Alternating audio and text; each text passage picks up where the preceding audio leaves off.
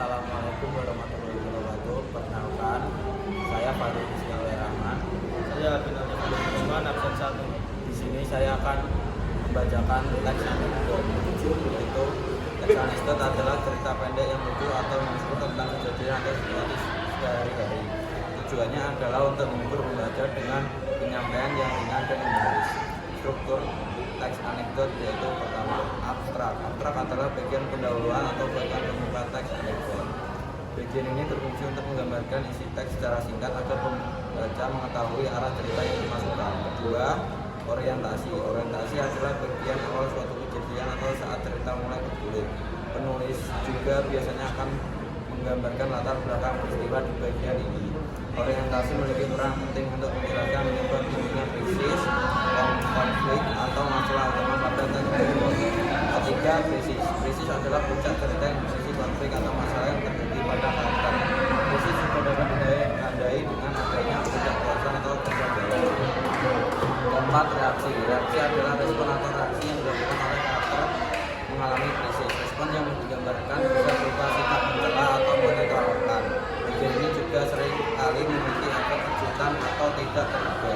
5. Koda. Koda adalah bagian menutup teks yang berisi amanat atau kritik. Namun koda pada teks anekdot bersifat opsional, bisa ada atau tidak. Ciri-ciri teks anekdot. 1. Humoris. Mengandung unsur atau humor atau kelucuan. Singkat. Cerita biasanya pendek dan langsung pada intinya. Kejadian nyata atau fiktif. Berdasarkan pengalaman nyata atau imajinasi. Gaya ringan. Bahasa yang digunakan santai dan mudah dipahami. Pesan moral. Meskipun lucu, seringkali ada pesan atau moral yang disampaikan. Contoh teks anekdot. Judul, kunci mobil. Orientasi. Ina baru saja membeli mobil baru. Dia sangat senang dan memutuskan untuk menunjukkan mobilnya kepada temannya ini. Krisis. Saat hendak pergi, Ina tidak bisa menemukan kunci mobilnya. Setelah mencari kesana kemari, dia menyadari kunci tersebut tertinggal di dalam mobil yang terkunci otomatis. Resolusi.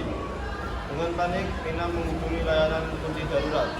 Setelah 2 jam, akhirnya mobilnya dibuka. Ini yang melihat kejadian itu berkata, ternyata mobil barunya bisa menjaga kunci lebih baik daripada kamu. Struktur. Orientasi. Pengenalan situasi dengan Ina yang baru membeli mobil baru. Krisis. Masalah kehilangan kunci mobil yang terkunci. Resolusi. Penyelesaian dengan kunci mobil akhirnya dibuka dan komentar humoris dari sini. Sekian dari kami. Wassalamualaikum warahmatullahi wabarakatuh.